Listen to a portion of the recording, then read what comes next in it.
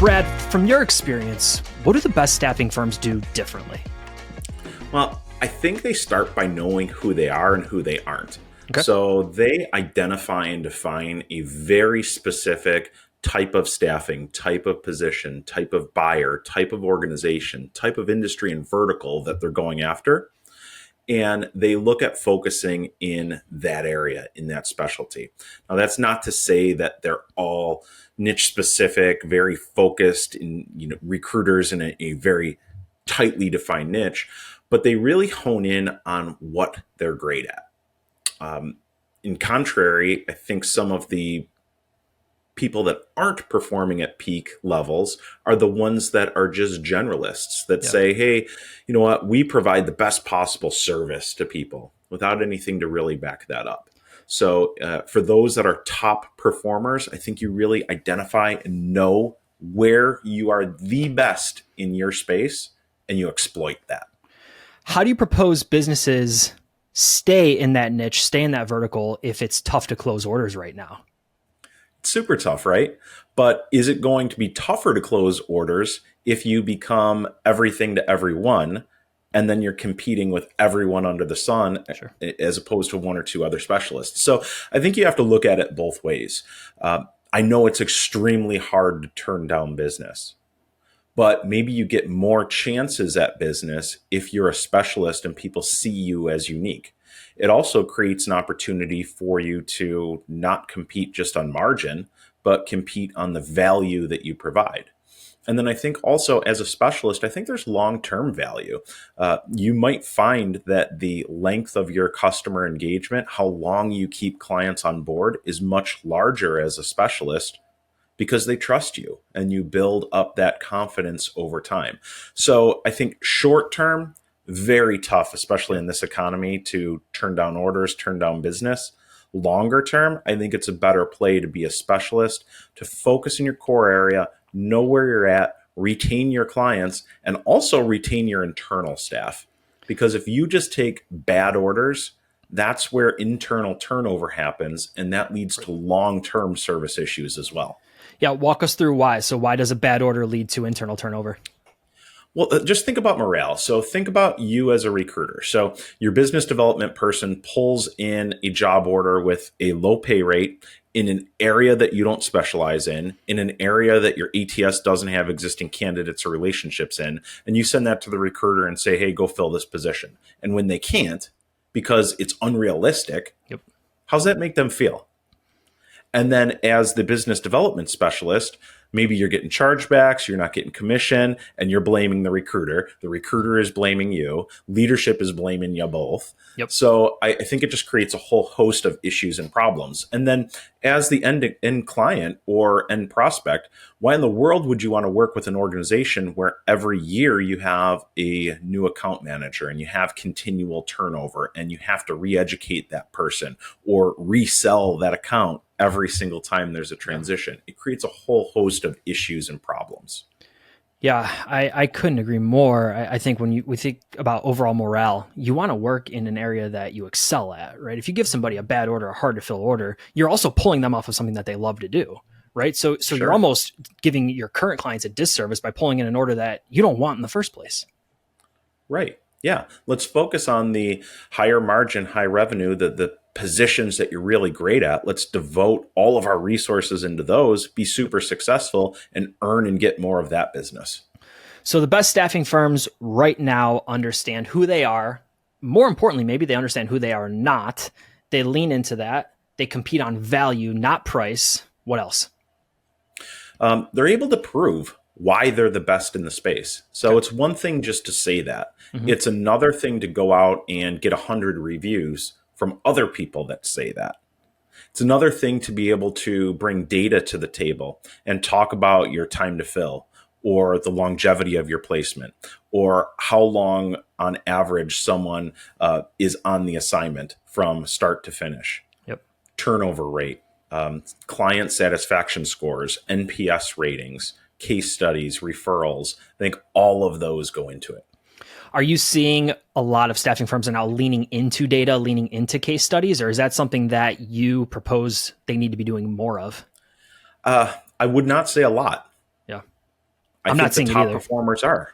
I would agree. Yeah. I would agree. The fastest growing staffing companies out there are leaning into that data. They're leaning into those stories. They're leaning into those case studies. Yep. And that's helping them gain more market share. So, for those that are listening, I would encourage you to sit down and really evaluate and think about where you're a leader in the space.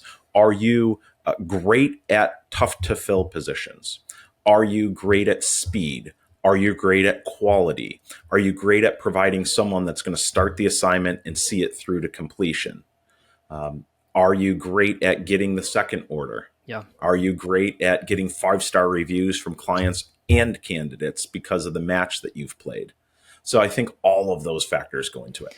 That's something that I learned early on from the staffing shark. I had him on the show a little while ago, and he's passionate about the second role that he puts somebody in, not necessarily the first. Yes, he's excited about the first, but he sees himself as a career coach. So he really advertises a loose word, but he advertises the second or third role that he puts somebody in because he wants to show everybody else the longevity that he has with a candidate, that it's not just, I'm going to put you in a role and forget about you.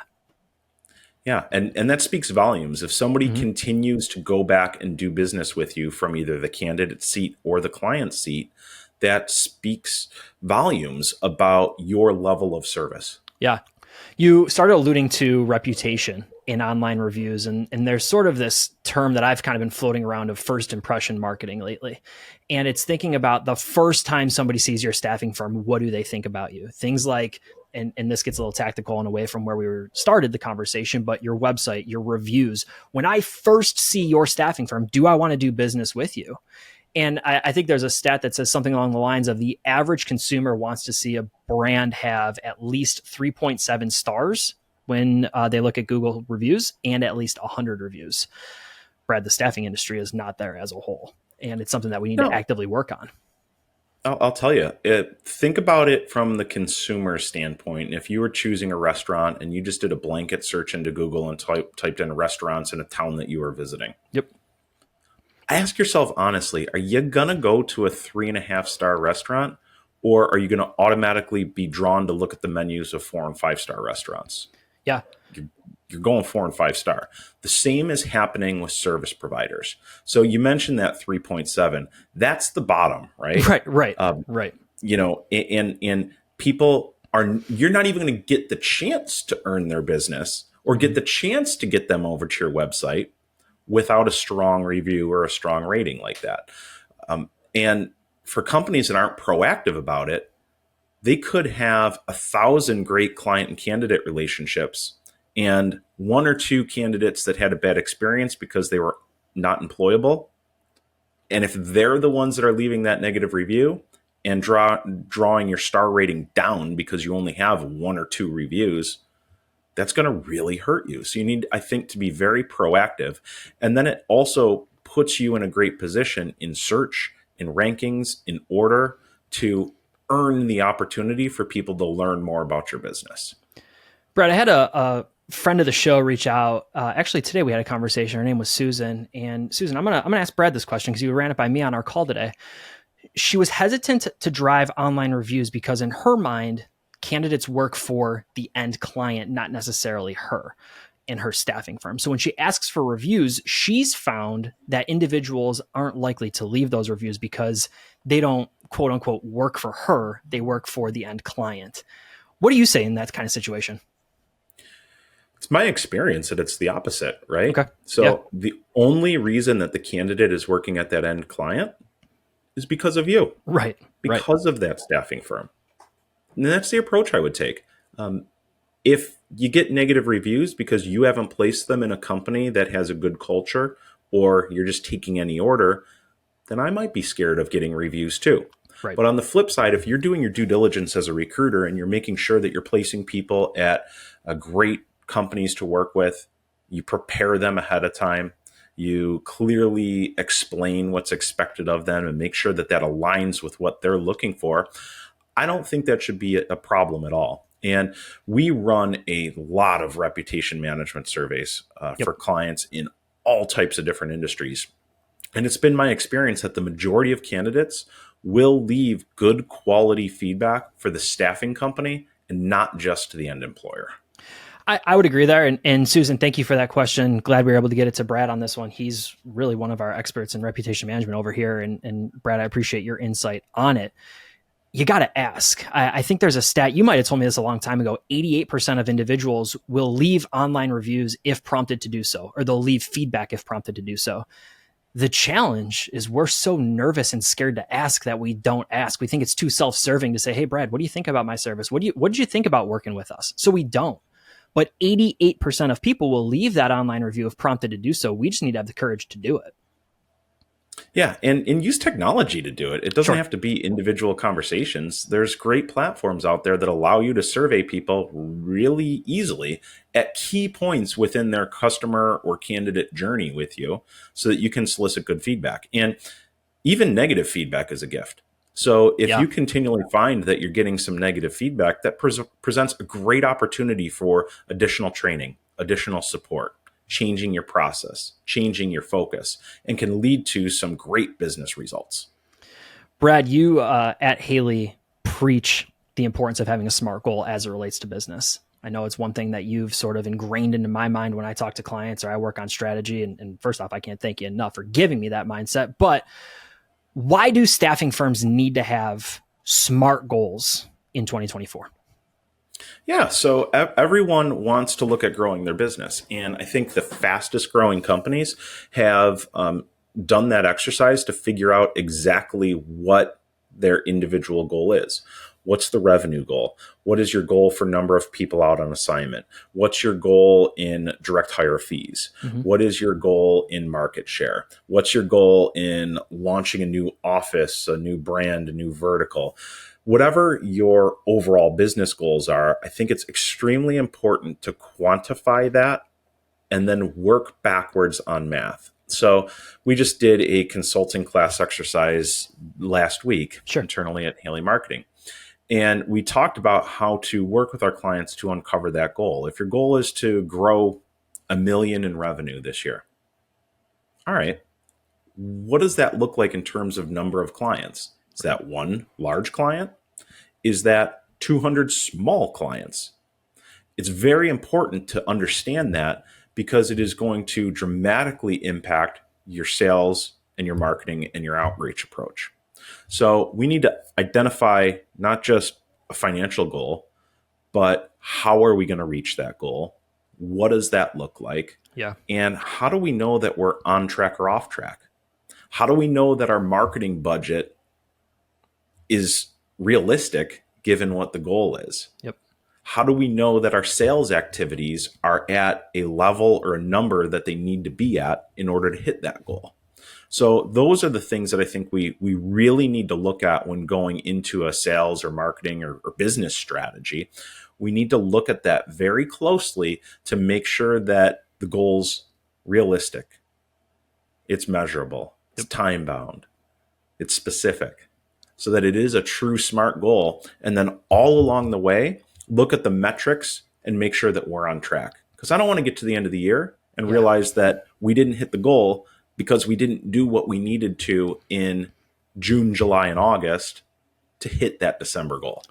Yeah, I think that's where a lot of companies get caught up is they have a loosely defined SMART goal, end goal, but there's no benchmark along the way to know if they're on track. Or, well, shoot, it's only July. We got 5 more months to get there, right? So they sort of give up the first 7, but you realize later on, holy crap, if I want to get to that goal, I got to speed things up or I got to do things drastically different. If you break it down into smaller sized benchmarks, you know if you're on a path to success. Yeah. And I love asking the question, what does success really look like? Yeah. How do you know you're successful with a campaign, with a sales effort, with a call blitz? What does success really look like? And measure that and stick to it. And if you're not on track, adjust, test, change, and get back on track. What does success really look like is a good question. I haven't used that lately, but I think that can be taken so many different ways, inside business, outside of business, as it relates to your marketing, heck, as it relates to your personal life, right? What does success look like to you can be stretched so far. Brad, it would be a miss if I didn't ask you about marketing as I bring you onto the show. So I appreciate all the business background. I want to ask you this, and I'm going to ask it very directly for a specific reason. What is the best type of marketing that a staffing firm can do right now? Wow, boy, that's a big, bold question, and I'm going to hang up and listen.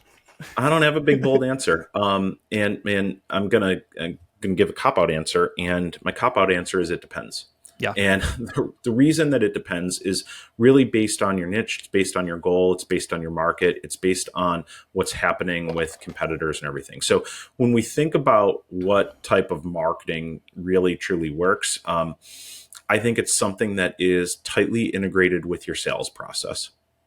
I think it is something that is giving your sales team and business development team something that differentiates them, Okay. something that helps them stand out from the competition, and something that helps them generate and start conversations. What I'm seeing right now is an inability to start that conversation. So you're getting voicemails, you're getting Yeah. ghosted. Those activities aren't leading to meaningful conversations. Why? Well, it could be because there's not a hiring need at the client right now. Mhm. It could be that they have an existing vendor. It could be that they're dealing with a whole host of other business issues, employment issues, hiring issues, management issues, headaches, etc. So with that said, if a company isn't hiring, what can you do to start a conversation anyways? What Yeah. problems are they actually having? Um, and I think having conversations with prospects, with the market, with hiring managers, and identifying what their biggest headaches are, not just tied to staffing or people, but tied to business overall, will give you a great beginning for a marketing and content strategy that will help you differentiate your staffing company from the others that are just calling and saying, hey, are you hiring? Will that lead to immediate job orders? Maybe, maybe not, but it will hopefully lead to immediate conversations, which then can lead to job orders. So, Yeah. getting back to your original question, Brad, I think it is coming up with a message that's differentiated, with a message that aligns with the problems of your target audience. And again, those problems may be staffing and they may be something else, Yep. and marketing that allows you to start that initial conversation that gets them interested in at least giving you 2 minutes so that your salespeople can then earn the next 2 minutes. That's super interesting logic. So the thought of how do I get a conversation as it relates to a job order, as it relates to a prospect, as it relates to an applicant, how do I get that conversation is incredibly interesting. I think a lot of the conversations that I have are, well, I need an order today. I need an application yesterday. We as an industry want the activity to happen 4 days ago, right? We're struggling to drive business. We need orders now. But in 2024, we're all window shopping. We're all thinking about it. Whether or not somebody is hiring or not right now, they're still going to think about the staffing partner that they're going to select. They're not just going to pick up the phone and say, hey, today's your lucky day. Actually, Tom Erb, I had him on the show a little while ago. He said that specifically. Those days are long gone. He called it an informational buying era. And friends, if you're new to the show, I would go back and watch Tom Erb's episode of Take the Stage where we talked about how we are now in an informational buying era. But Brad, to your point, how can your marketing enable you and your team to have a conversation? I think that's huge. I think that's a great thought and a great idea. So how do you propose we do that? Go ahead. I'm sorry. No, so I was just going to say, Brad, if you look at prospects in a pyramid, and the top of the pyramid are people that are actively buying right now. Historically, in the staffing industry, maybe that's 2 to 10% of people that you reach out to. Sure. So right now, maybe it's 1%. So if everybody's just going after that job order, they're ignoring the 99% below. Now, 20% may never buy, right? And I'm not saying focus on those 20%. But what about the 60% that could potentially buy if there was a key reason for them to? Sure. I think the majority of staffing companies out there are ignoring those people that aren't buying right now, but might be buying or might be coerced into buying or might be coerced into changing vendors. So I think you need a plan to fill that funnel and stay top of mind with those people that are pre-buying, Yeah. so that you can have that conversation with them and be there when the market turns, be there when they have a need, be there when their existing vendor screws up or Right. just doesn't meet expectations like they used to. Right. And how do you propose we do that? So it's hard to get 19 touch points. I think that's the last data I saw, that 17 to 19 touch points before somebody even realizes they want to maybe have a conversation with you. Mm-hmm. Right. So if we want to create a holistic marketing campaign or whatever it might be, how do you propose we stay in front of these people so frequently? Because obviously, Brad Bialy can't call Brad Smith 19 times. You're going to get tuned out to that messaging. So what else do we do? So I think you look at a holistic strategy to reach them in a bunch of different ways, and don't get keyed in on one platform or one approach. Sure. And the reason that I say this is right now I'm seeing a lot of people that are really hyped up on LinkedIn outreach. Mm-hmm. If you're trying to sell me and you're using LinkedIn messages to get in front of me, you're never going to get in front of me, because I have 1,001 messages in Yep. LinkedIn, and most of them are from overseas companies that are just trying to sell me junk. And it is the same message over and over and over again. It's not going to work. Yeah. For some other people, it may. I'm that way with email. I With do me. not respond to any sort of sales email. I actually unsubscribe immediately. But continue. Yep. So I think you need to look at several different platforms. Also, you need to change your message so it's not a sales message; Mm-hmm. it's a value message. Okay. What do you mean by that?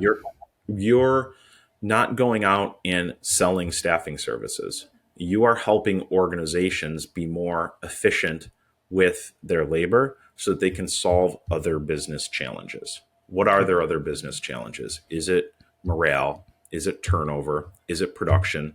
Is it budget concerns? Do they need help better managing cash flow? Mm-hmm. Think about what their biggest challenges are.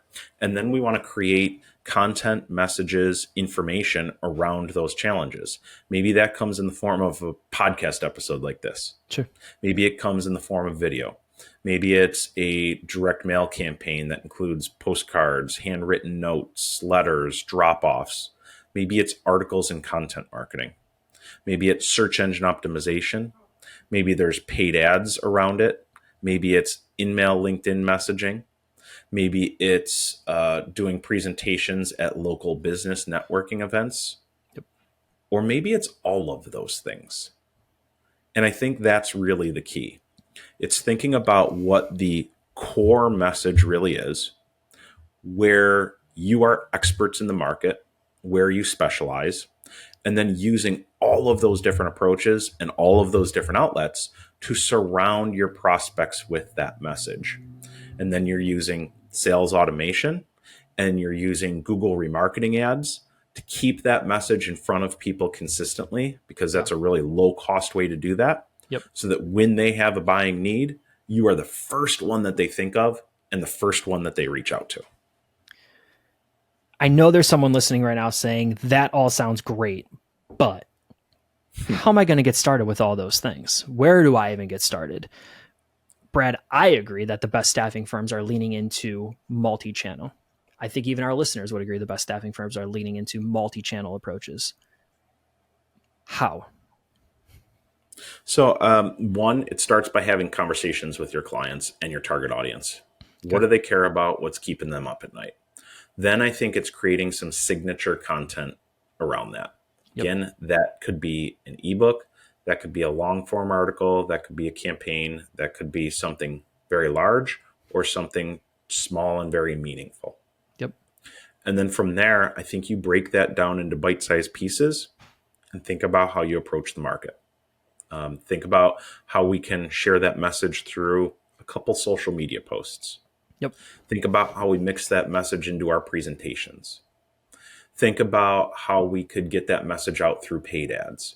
Think about how we could script a message for our salespeople that is in line with that. Yeah.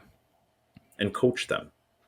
Think about how we could use AI or Chat GPT to help streamline creation of supporting content once we have that pillar piece of content. So if I look at it, I honestly think it's never been easier to generate all of that supporting Yeah. material and assets to get that out in front of the right people. But it starts with figuring out what that right message is. What are the key pain points that our target audience is facing? And then how do we build it from there? I would agree with you. I think it's incredibly easy to come up with a holistic approach, and here's why. Um, AI resources, whatever it might be, are at our fingertips right now to do whatever you want, however you want to do it. If you think about this show specifically, we take the show, we put it to video, we put it to audio, we chop it up into episodes, we create articles out of it, we create resources out of it. Friends, tell you behind the curtain, 75% of that is done with great AI tools that we then look at, right? We have final say. Ultimately, let me correct you, I have final say before whatever goes out because I am very, very passionate about the show. So before a video goes out, I look at it, I say, yeah, that's good, or we need to go back and edit it, okay?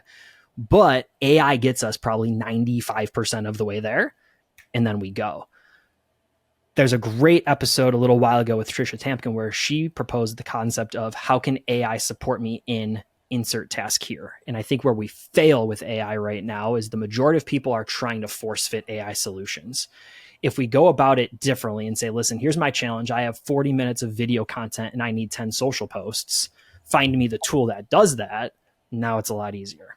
So we need to understand what we're trying to do first, find the tool for the job, break it up, chop it up like Brad's saying.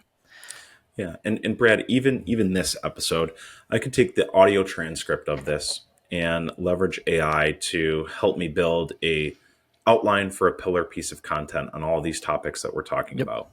I could break that up into bite-sized individual articles or topics for those articles around key points that we discussed. I could break that up into social media posts. I could break that up into LinkedIn messages, into outreach, into email sequences, into paid ads. There's so much that you can do with that once that piece of content is created. Brad, you know what I'm thinking right now? Why don't you record your next sales call? Right. So the person that's listening right now, you have a sales outreach, you talk to a prospect, record it over Zoom, record it over some sort of Teams, Microsoft Teams, whatever it might be, run that through AI. Now we're breaking down the prospect's pain points, their challenges, whatever it might be. We have a whole content strategy based off of one phone call that you had. You don't even need to create a podcast or a video. You're just taking your sales call and your prospecting calls and using that to your advantage. Think about the blog articles that you could come up with by leaning into the 25-minute conversation you have with a prospect. Every single question or challenge that they ask can become an FAQ on your website. It can become pages on your website, it can become content on your website. Brad, I'm stealing that idea. I like it. Yeah, I do too. Brad, let's talk AI real quick while I got you, because I know you're super passionate about the AI space. What are you seeing is working well for staffing and recruiting firms as it relates to AI? That could be a whole show on its own. Brad. I don't think enough staffing companies right now are using it or embracing it. Okay. So one thing that you just mentioned, I don't think many companies are evaluating sales calls or using AI as a training tool to prep their salespeople for their sales calls. Sure. Using it as a research tool to identify what some of the biggest challenges of that organization that you're calling into are. Of doing account-based marketing or account-based sales and using that data and that integration to get out the nuggets or piece of information that's really going to differentiate you and show that you've done your research. I think we're just using it at a base level.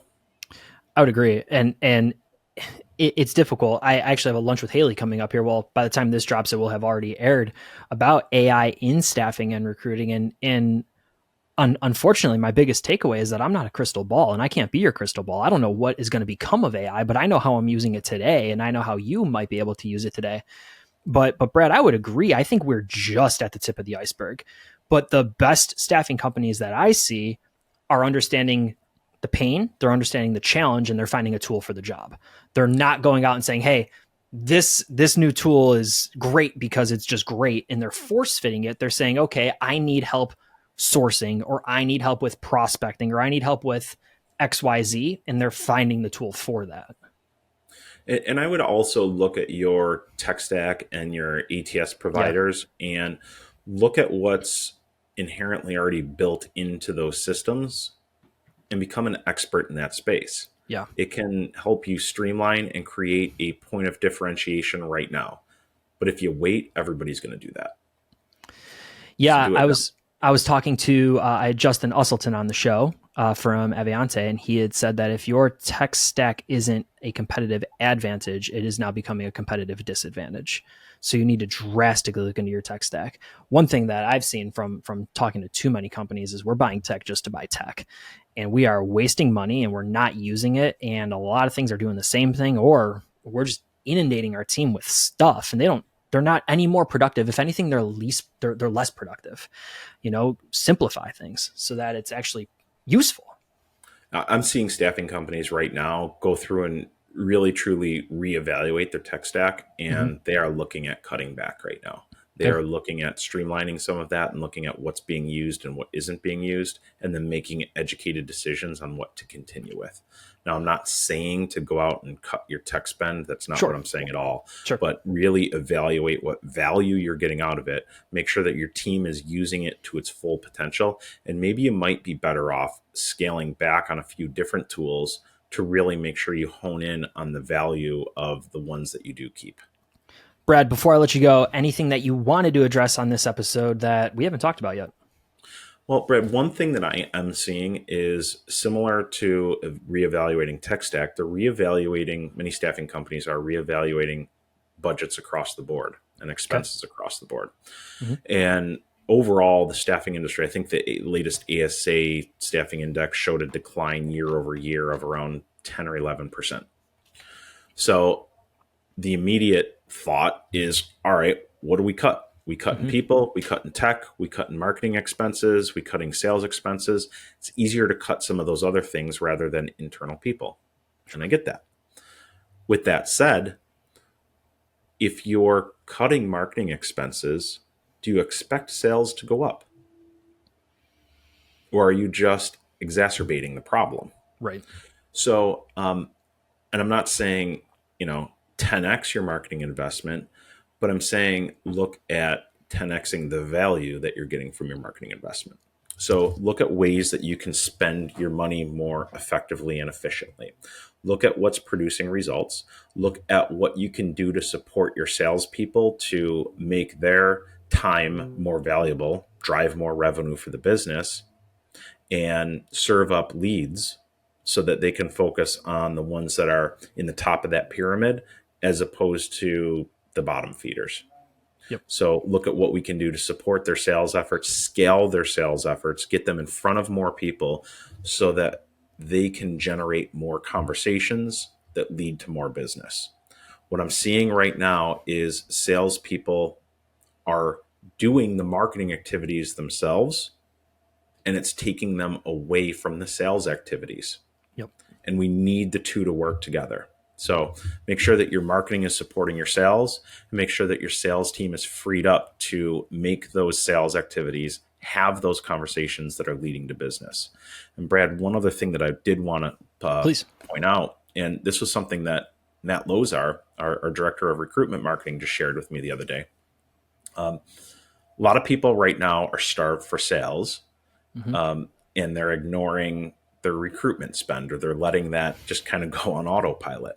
Yeah. Matt just shared with me data from a client that is focused in a very specific industry. So they hire people in the legal space, Okay. all different levels, but they recruit in that space, and they took two separate buckets of recruitment spend. And in one bucket, they spent $9,000 on Indeed that they managed directly.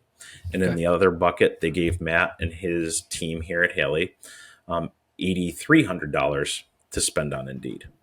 The results were astounding. So, in their own internal managed Indeed spend, they had under 1,000 apply starts, and then they got out of that 23 qualified applicants. It was roughly $9 per qualified applicant, Okay. which actually isn't bad for the space that they're in. Like Sure. it's pretty good. Matt's team, on the other hand, had less money to spend. Instead of just under 1,000 apply starts. They had almost 4,500. Out of that, they had 108 qualified applications, and their cost per qualified application was under $2. So I just share that because Yeah. for the last 3 years, we're so focused on recruitment, recruitment, recruitment, recruitment. Mm-hmm. And then the market shifted and we're focused on lead gen and we forgot about recruitment. And with less sales, we're looking to cut costs and everything else. And I wanted to bring that up because I think there's a big opportunity for us to be more efficient in all of our expenses. And one of the biggest expenses is the recruiting budget. And if we can get our recruiting budget from $9 a qualified application to under $2 a qualified application, that frees up so much more capital to invest into lead gen and business development activities. So Yeah. I just wanted to share that because I don't want people to neglect the other side just because the market has shifted. I think there's big opportunity for us. I'm also seeing companies invest a lot more in marketing automation. Mm-hmm. So again, to support their sales reps and get them to that conversation quicker. And then also in search engine optimization. So companies are looking at ways that they can drive more overall visibility in the market, but lead people down a path. And finally, I'll wrap this up, Brad. We need to look at our existing websites. Yeah. We need to make sure that our sites are set up for conversion. Because I have seen a lot of companies that are using all of these different sales, marketing, recruiting tools to drive a ton more traffic to their website, and it's not leading to lead. And it's simply because we haven't set up the website to funnel appropriately. Yep. We did an exercise with one of our clients where we call it conversion rate optimization. So this particular client is doing social media marketing with us, content marketing, paid marketing. And we said, all right, this is great. We're driving more traffic to your website, but we need it to convert. So we looked at the user experience and the user flow through their website. What we found is they were getting to the homepage or getting to the service page, and then they were leaving without filling out a form. So what we did is simply changed our copy, our content, our calls to action, and our buttons. Yep. We made it easier for people to do business with them online, or at least request business with them online. Yep. So instead of just taking them to a service page, we took them to a request an employee form that we streamlined and only had like 3 or 4 fields on it. And within 5 days, traffic to their services pages went up by like 60 or 70%. Conversions on that form were like tenfold. Yep. And they got, I want to say like 4 or 5 new job orders within the first 5 days of these changes being made. So all of those things can have a big impact on your business. And we need to be cognizant of it and make changes where needed. I often see that the staffing industry treats the website like a brochure, like a factual document of here's who we are, here's what we do. We need to treat it like consumer goods. You want to go buy a shirt from Under Armour, they funnel you to buy it as easy as possible because they don't want you to get distracted. They want you to see the shirt, see yourself in the shirt, click buy, swipe, and out the door you are. Amazon's even better. You want to buy anything from Amazon? 1 click, 1 swipe, and it's at your door by tomorrow afternoon. We need to think about creating an experience that reduces friction. You've heard us say that 1,000 times on this show. You've heard us say it 1,000 more on Insights. What reduces friction and gets people to take action immediately? And Brad, what happens in that experience that you shared on Under Armour or on Amazon? Yeah. If somebody gets through that, looks at a product, maybe even puts it in their cart, but doesn't buy it, what happens next? Well, I can tell you because I just did this with hang on, I can give you a real life example. I just did this. Hang on. Oh, goodness. See, here's the thing. I get too many emails. The subject line, I think it was Built, because I love Built t-shirts. They sent me an email within an hour saying, hey, we saw you were checking us out. And in that email were the 3 shirts that I had added to my cart and didn't buy. Yep. So they're driving me back to take action. But again, I didn't buy them the first time. So, well, actually, I can go even deeper here. Now I'm seeing Facebook ads for it. I'm getting an email, and the email subject line was super direct, and it was, hey, I saw you checking us out. and it caught my attention, so I went back and looked at it. And then the shirts are in my email, but they're doing everything they can to get me to come back and actually take action. Yep. Now, that's a t-shirt, right? Yeah. Small buy, small purchase. Yeah. Staffing isn't a one call or a one visit close. It's a bigger decision. And if we're giving up on that first entry and thinking like, hey, this person visited my website, I know what company they're from, I know who they are, and hey, I'm going to give up because they didn't buy right away. We're doing ourselves a big disservice. So what do we do in that case? We hit them with remarketing ads. We get them into our ATS or into our system. We run reactivation campaigns on them. We use marketing automation to stay in front of them. We get them on our email newsletter. We share resources and content with them. And a year from now, when they actually have that hiring need, you're the first person they think of. Yep. I can tell you that this is how Haley Marketing Group operates. Yep. It is, yes, of course we want that first visit close, of course. But we're realistic in knowing that that's not necessarily going to happen the majority of the time. We need to add value throughout that entire journey. We need to make sure that we're providing people with the thought leadership and the expertise and the insight they need. And then we need to get them back to our website or contact information or form or ad where, like you mentioned, they can easily complete an action. And that's marketing. And that's sales enablement. And that's how we help support our salespeople so that we're everywhere for everyone. And when they do finally have a need, you're the first staffing company they call. Brett, I can give you a real life example. I went back into my InMail. I had a message from somebody a year and a half ago saying they liked the show, that they appreciated the show, that they were a fan of the show. I just had a consultation call with them a week ago. After a year and a half of just continuously putting out good content, staying on this individual's radar, we're now in a position where they're looking for additional help with their marketing. And like you just said, we're the first person they're reaching out to because of that. Yep. So yeah, it's a long game. And I know that that's tough for a lot of businesses. And that's where we started the conversation is how do you play a long game when you need orders now? It's playing that long game. It's building trust. It's having relationships. It's knowing that there's a greater purpose for the content you're putting out and the why you're doing this in the first place. Yeah, and maybe the secret to getting orders now is to rewind to 6 months ago and start doing all of those things that we just mentioned.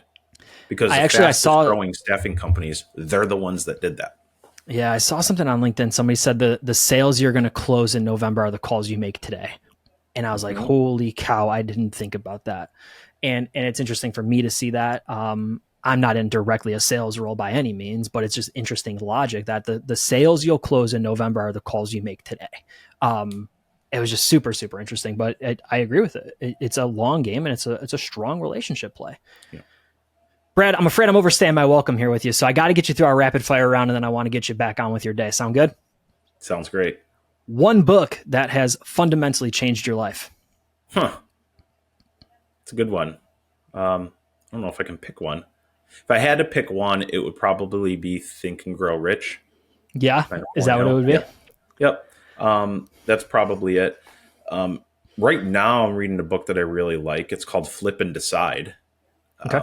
And it's all about making decisions. And, people mold decisions over and over and over. But if they just flipped a coin and picked and devoted time, attention, and effort into whatever the coin said, they'd probably be successful.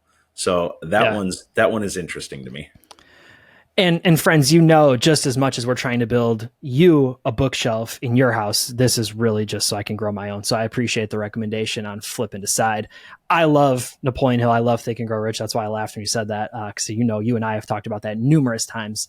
Absolutely love that book. Read it every year. So I'm going to check out the other one too here.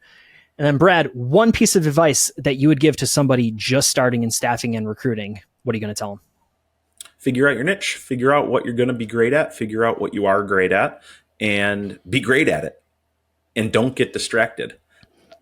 Realize that if you want to truly be successful, it's not going to happen overnight. You've got to devote time and attention to it. And don't give up on something too soon. Okay, see it through, devote time and attention to it. And I'm not saying don't A/B test because I want to constantly, but give your full-hearted effort into something and don't abandon it too soon. He's Brad Smith, Chief Strategy Officer at Haley Marketing. Brad, can't thank you enough for coming on the show and taking the stage with me, buddy. Thank you. All right, we'll talk to you soon.